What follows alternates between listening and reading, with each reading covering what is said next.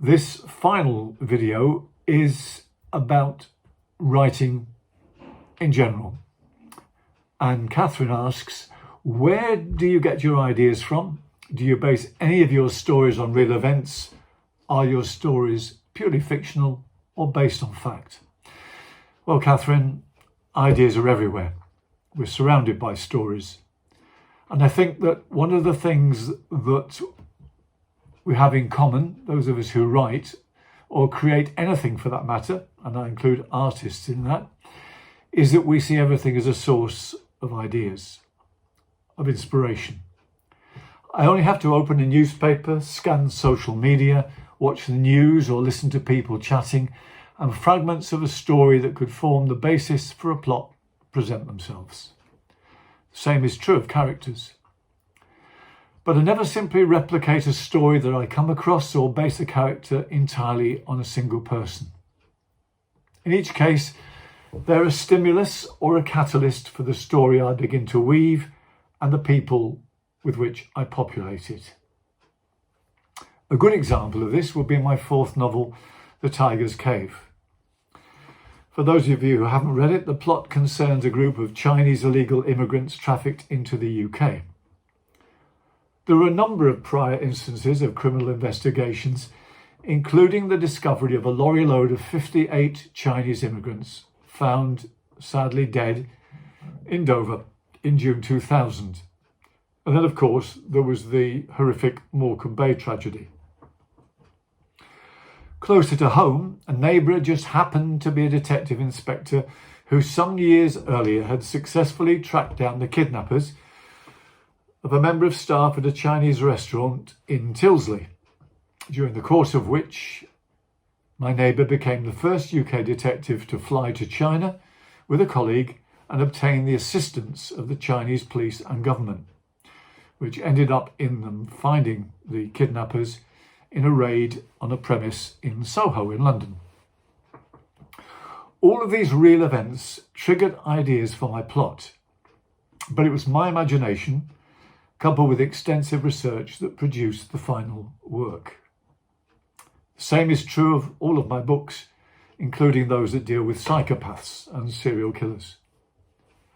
None of my plots mirror or follow the course of real-life cases, but they are informed both what I've learned about the behaviours and the motivations of the perpetrators and the investigative processes of the law enforcement agencies. Those are the ways in which my imagination is stimulated by real life.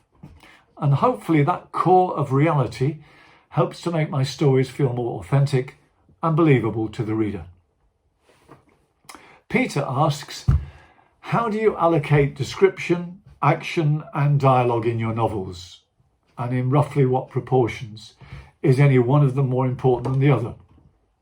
Well, Peter, I don't believe that it's possible to rank these in order of importance. For me, all of them are crucial elements of an engaging story. If any one of them was missing, I think the whole would be fatally flawed. Besides, it is possible to describe characters and settings and even drive the action forward through dialogue. However, I would like to think that over the 14 years that I've been writing fiction, I've matured as a writer and honed my craft. I've become increasingly aware of the power of the phrase, show, don't tell. As a result, descriptions become much less important and dialogue has become more central to the unfolding of the events. An inevitable result of this has been the speeding up of the action and its role in the telling of the story. My chapters have become shorter, and the through line of action that Stanislavski saw as vital to the understanding of a play hopefully feels continuous and unbroken in my novels in a way that it would not have done had I felt impelled to add a lot of description and detail.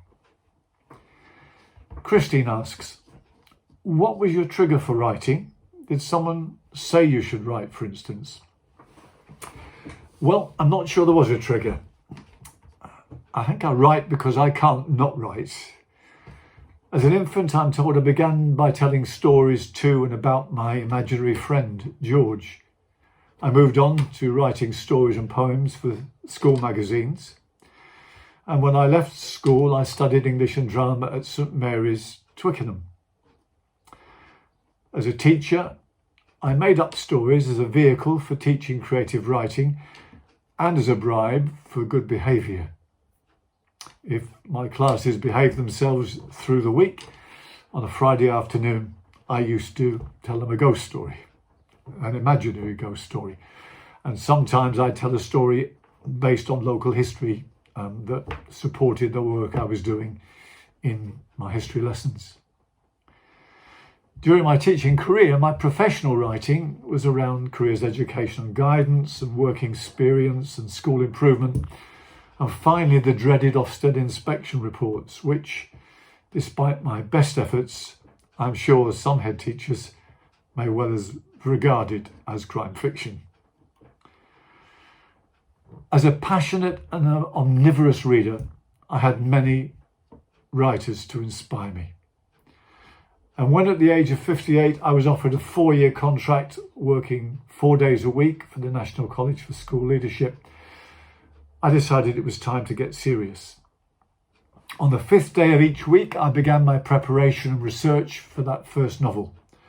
And in the year after retiring completely, I wrote 2 crime novels, and I haven't stopped ever since. And the final question comes from Ian Hunter, and it's, what do you find most interesting about writing? Oh, that's a great question. I think the research, the process of writing, the sense of achievement, and the feedback from my readers. Of all of these, I think it's the process that gives me the greatest pleasure. The day-to-day intellectual challenge involved in creating something of which I can be proud, but hopefully, and much more importantly, that will give my readers the same pleasure that I get from reading a good crime novel. And that's it. I hope you've enjoyed these 3 short videos. And if you have, maybe you'll think about dipping into some of my books. Happy reading and happy writing.